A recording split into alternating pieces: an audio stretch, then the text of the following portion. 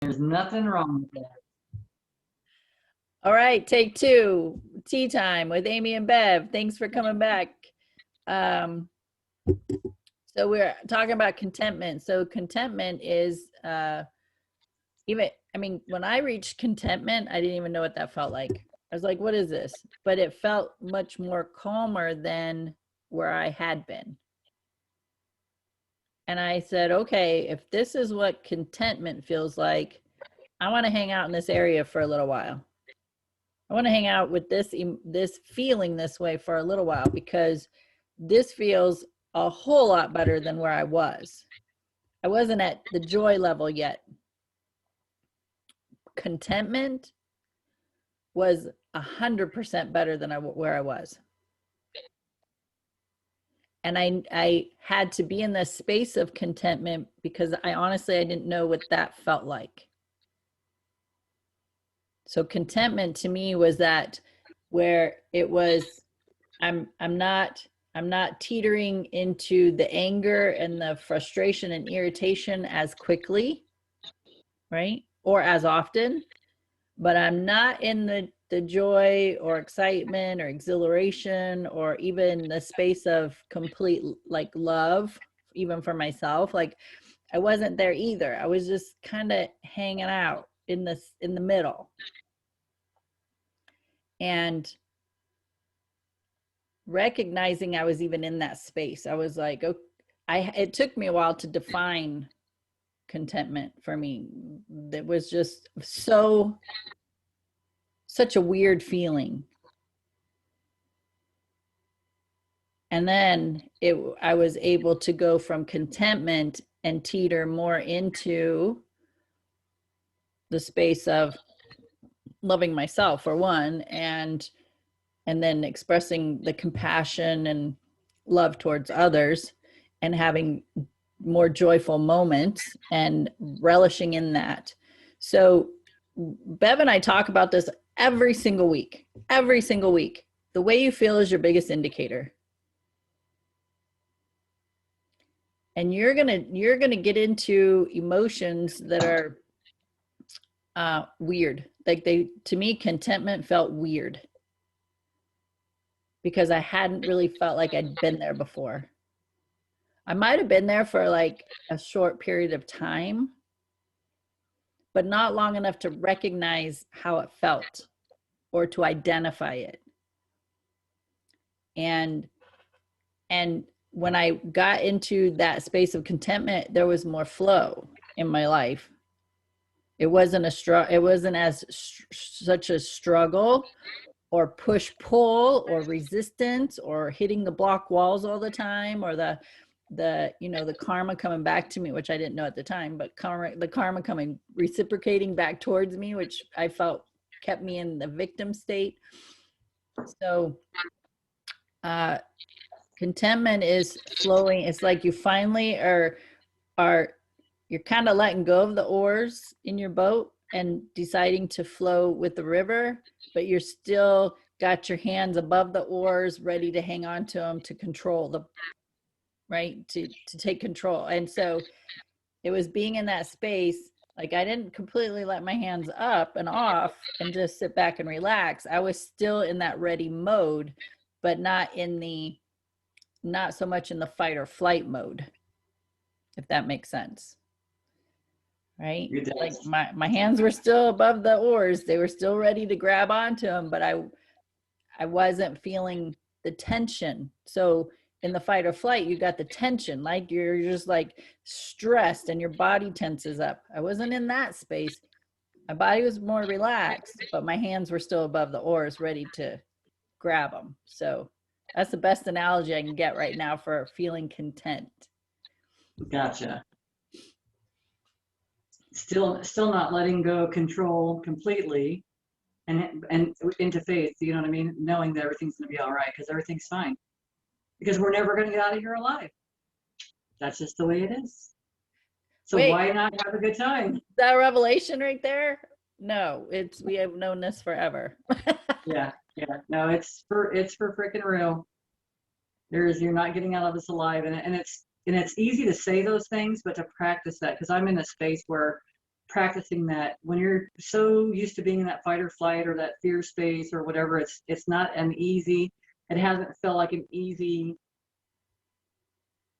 journey as far as just letting go, because it's like, what does that even look like? It's not a familiar. Like, we're familiar with the other emotions. We're familiar. We can go autopilot into that stuff. But when you're not familiar with something, it's like you have to think about it. You have to feel your way through it, which is not always, sometimes it's easier than others, for sure. Yeah, and I'm gonna say it's not that we don't get out alive, because we never die. We never Okay. die. You just won't It's be in a just, physical being anymore, this physical body. yeah, we're gonna drop the physical body at some point. Our skins. Yeah, we're gonna be dropping our skin. But we don't, life goes on. Life lives. Life doesn't, it's not destroyed. It lives on forever. The energy is forever. So can't be destroyed. And so um at some point, yes, we are going to drop our physical bodies. Yep. And majority of the population doesn't know when that's going to be. So then we have this choice. Do we continue walking through life being that volcano that's bubbling under the surface, or are we finally going to say, because it's exhausting. It's so exhausting. So carrying that emotional baggage is so exhausting, and you don't even recognize it. Again, because you've been in that space for so long, you don't even recognize that that is contributing to your physical being. And like, if you're tired all the time, that could be a huge factor, is that you're bubbling under the surface, you're boiling, you're stirring, you're got all this emotional baggage. So I know it to be true for myself that when I was releasing the emotional baggage from myself and moving even into contentment and starting my journey more into joy, I got so many compliments on my physical appearance. Whereas prior to that, because I had so much heaviness in me with the emotions, the dark circles that I have that I can easily cover with makeup, the makeup I was wearing at the time didn't cover it up. Like, I had dark circles all the time because I was so heavy. I was so tired. I was so exhausted. And when I start releasing that, like, yes, I take care of my skin. Yes, I take care of, I wash my face every day, so I use skincare products, but the dark circles aren't like they used to be. And I get compliments on my skin quite frequently. People tell me, wow, you look so happy. You look so vibrant. You look like, I get those types of compliments. I didn't get those before. I didn't get those when I was in heavy emotion, right? So I look younger. People think I'm in my early 40s or late 30s. Nice. And when I tell them my age, and they're just shocked. And it's not, a lot of it, I feel majority of it is a contributing factor of releasing the boiling. I mean, boiling water, like when you sit in hot water, you get shriveled up. So now think about those emotions inside boiling and what it's doing to your physical body.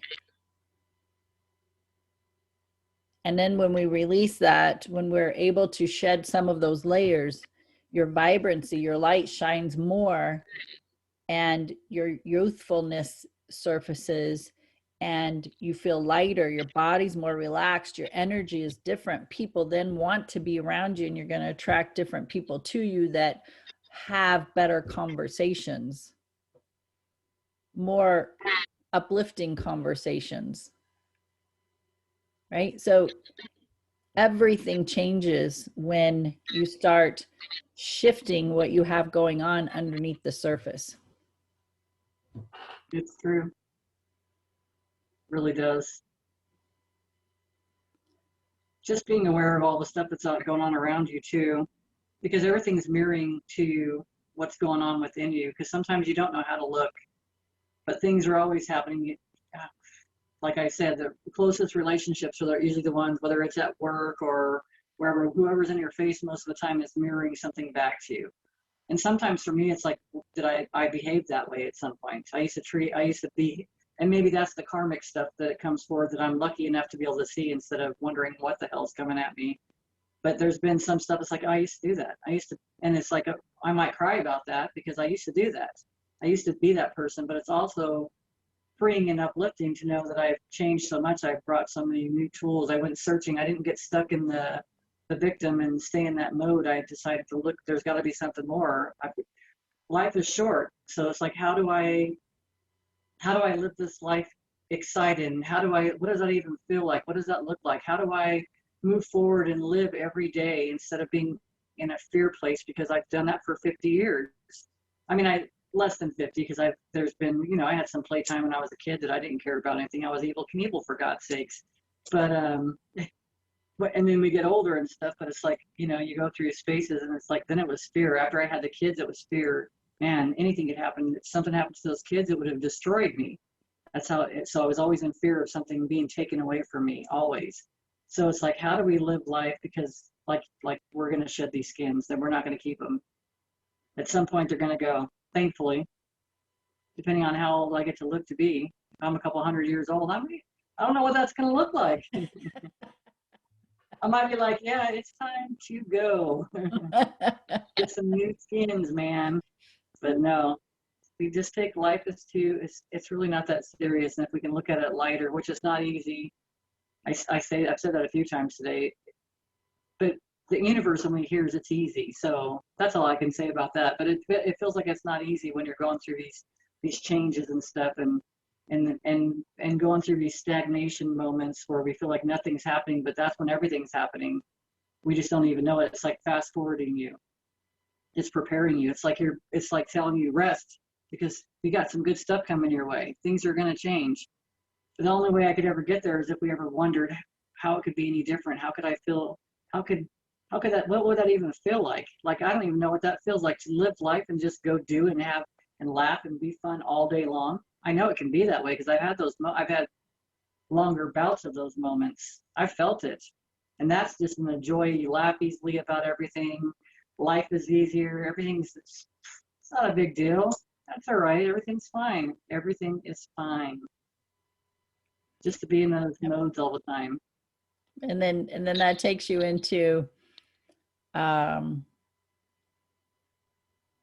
the people who live in their reality and rationalize everything and analyze everything, and then people like us who are like, your point of attraction. What's your point of attraction? Shift that energy, get things to change, and then life is going to be of ease and flow.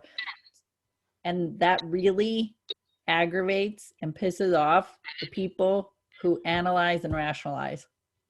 They can't see that life is that way. Even though there's been scientific proof of energy, that everything's energy, like so many scientific tests have been done and proven that what we talk about weekly is to be truth.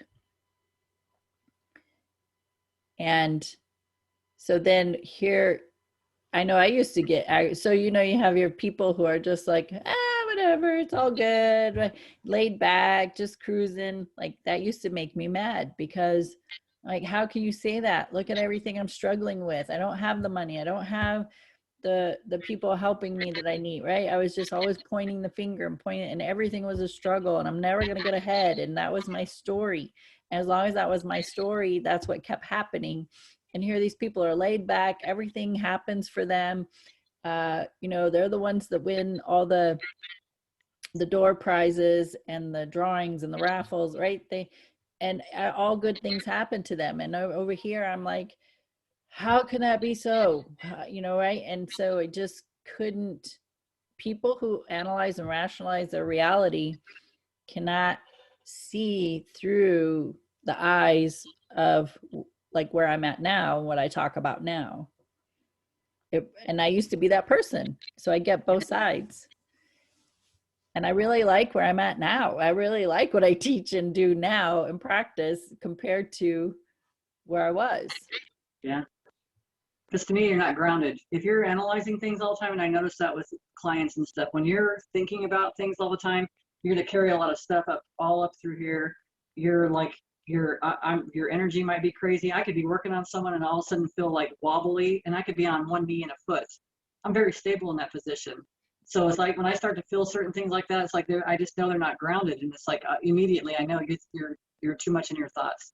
You're analyzing everything. You're not, which means every time you get an intuition or an intuitive or some sort of a excitement to go do something, you overthink it and you stop yourself from ever experiencing that in the first place. So it's like you're constantly not allowing yourself. It's like every time your intuition comes up or this excitement comes up or you're like, oh, I should do that. And then all of a sudden you start analyzing everything. Oh, no, I shouldn't do that because this, and this, or you take into consideration what someone else's opinion of your life should look like. And then like, yeah, you're right. I shouldn't do that. I should really consider that. It's kind of it's an amazing thing because that to me means you're not grounded, and it's so easy to get grounded. Like I'll go out daily and just take off my shoes and socks and sit them in the dirt. I might sit out there for 5 minutes. That's all it takes. I mean, seriously, it's all it takes. And I'll just close my eyes, and it's like initially it's like dark, and then I'm seeing bright red colors. Then I'm seeing, and I just feel better. You feel more at peace. And it's almost something, for me, it's something I consider often because it's like when I'm around, well, I'm outside of town, so it's more of a calm energy out here. So when I go in the town, I notice it. I mean, I notice a big difference. It's a big difference. It's chaotic energy. It's not a chaos that's in any form of control or at all, because there's chaos that's actually good chaos. It feels good. It's like it's just motivational. It's moving. It's just like a lot of things happening at one time, but it's not bad stuff. And then when you go into town, you've got so many people's energies and emotions and just I would everything. say I would want to. I feel like I want to refrain from using chaos energy. I would say it's busy energy because again, we're going by our perception. If you're using a word, yeah, that may not be a good word for some people. I'm just when you're saying chaos, immediately I thought busy. I'm like, yeah, it's busy energy, but it doesn't necessarily mean it's chaotic. Which would be, to me, that could be interpreted, that's the energy that I'm putting behind the word chaotic. So it depends on how someone's going to receive the word chaotic. You received it as busy because that's how it is. It's just a busy energy. Yeah. And then, like you said, if you're grounded when you're stepping into that energy, it's not even going to affect you. And in being grounded, my friends, you also have probably learned to do some internal work, calming that volcano, because I find, and I always say this, I find this to be true for myself because I can only use myself as an example. And my experiences is that when in the beginning of my journey of learning about this, I learned about being grounded. But what I found was for me that I still had that volcano inside and they didn't mesh.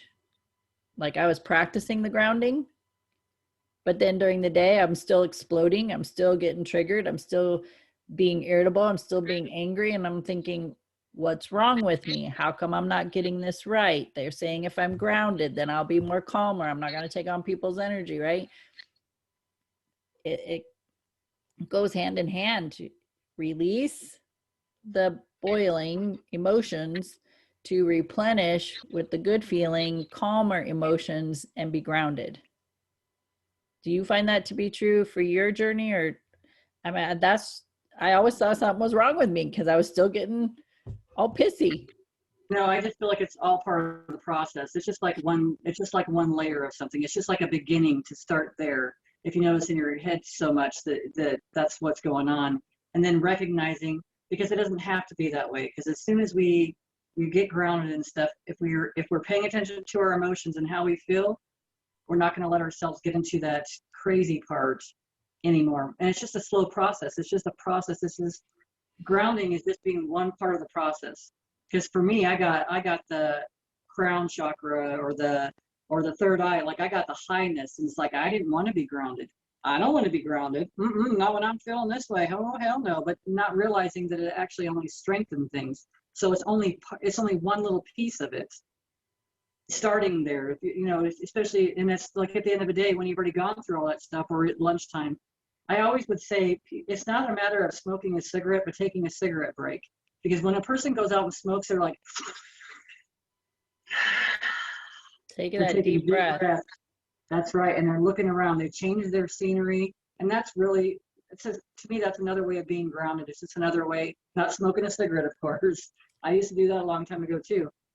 But it's just taking that time for yourself, because it might take 5 minutes. It's 5 minutes, taking a 5 minute break to take a breath that we don't give ourselves, because we're like, oh, I've got a little bit more. I'm almost done.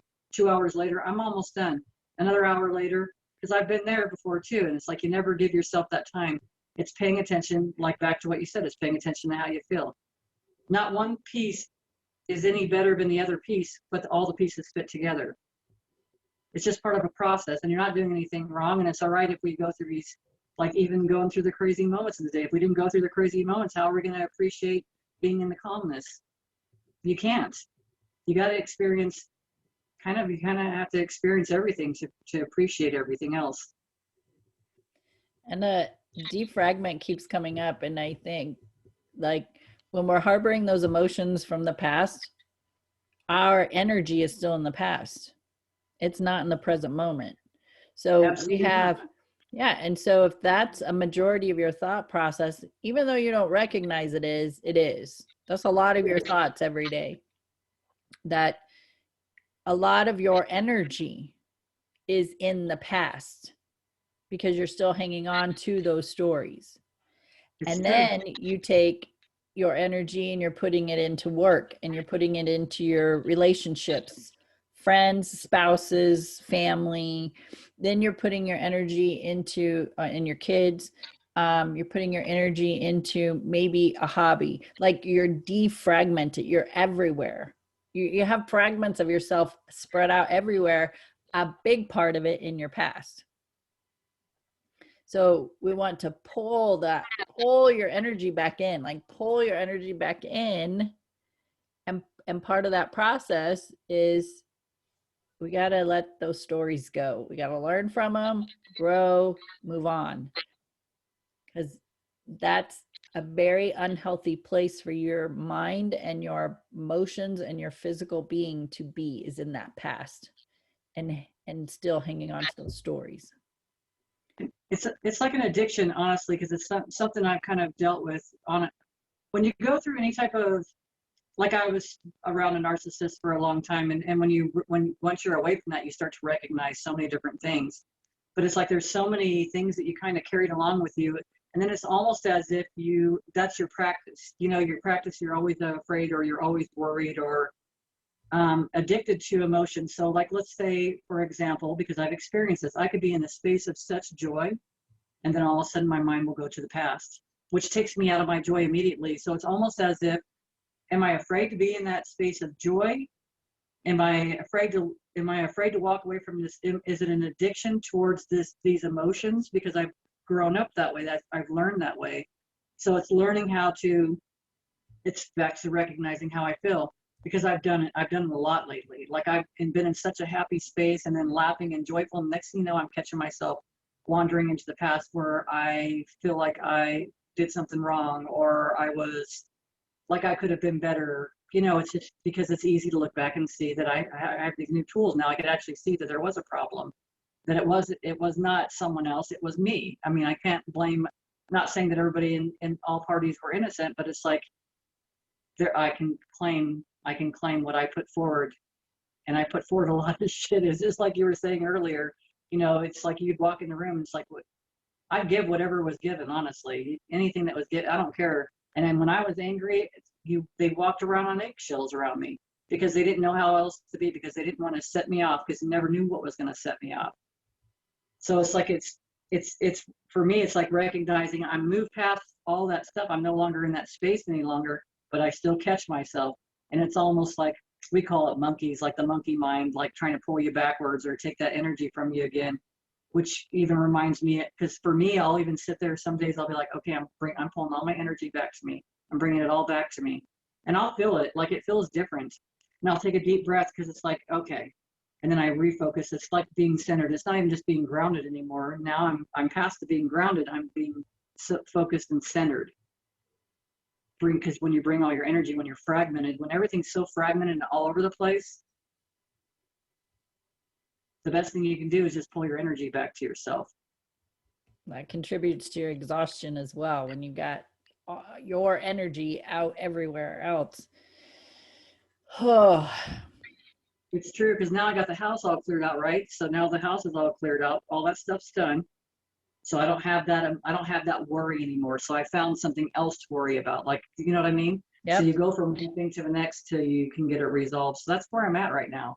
Honestly, I'm working through a lot of stuff. I can get into these joy spaces, but it's easy to recognize and get pulled if I let myself. And that's the thing. If I just let it go, if I just let that other part of me get on this freaking hamster wheel, You stay on lose it. focus. You just stay on it. And you just keep going. Yeah. And then if you get going fast enough, that's where it takes you, right? Your body just says, I can't do this anymore. And that's when you get flung off the hamster wheel. And now you're laying there in a daze, like, what just happened? But at least you're allowing your body to relax for a moment. So, oh yeah. Anywho. Yeah. Let's not be volcanoes, my friends. Let's volcano. Let's erupt with joy. Joyful stuff. You can erupt with joyful stuff and let that type of lava or energy flow out towards others. But there's just so many benefits in letting go of those stories. Letting the stories, and you know, it's not even really letting go of the stories. It's letting go of the pieces that are no longer serving you. They've served you. Now you can look at them and say, this is what I recognize. This is what I can learn from. This is how I can grow from it. This is how much wisdom I've gained from it. And now I can move on. If you can do that process, then you can start shedding those stories you've been hanging on to that's been keeping you in a low vibrational state with your emotions. And even those days where you think you're having an amazing day, yeah, you're having an amazing day, but you still got the boiling going on underneath. And most likely something outside of yourself has been contributing to that joy. And that's key. Something outside of yourself is contributing to your joy.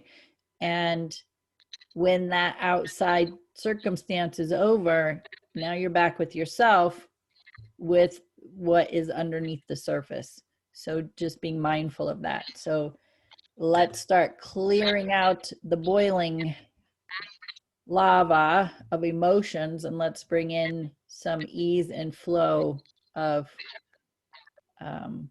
even contentment. Just get yourself to contentment, whatever that feels like to you. Then start working your way towards the higher vibrational emotions of moving towards the joy and love being the highest vibrations of the scale. And it's a process, and we're each in a different, all of us learn differently, all of us process differently, all of us are going to have a different timeline of making changes, and you're okay with where you're at right now. Have some ease and grace with yourself and just keep moving in the direction of being and doing better within yourself, for yourself, and that will automatically flow out to others. Spend more time in the present. There you go.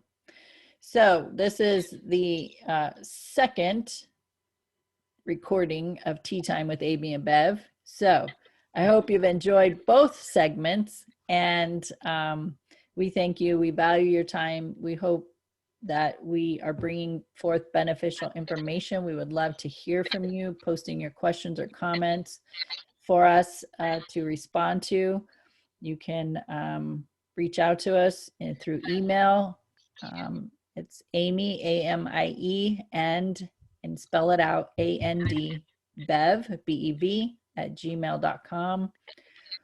Or post wherever you see this video or hear the recording. Just post your comments or questions, and we'll be happy to respond. If there are any topics, Duet? Oh, I said absolutely.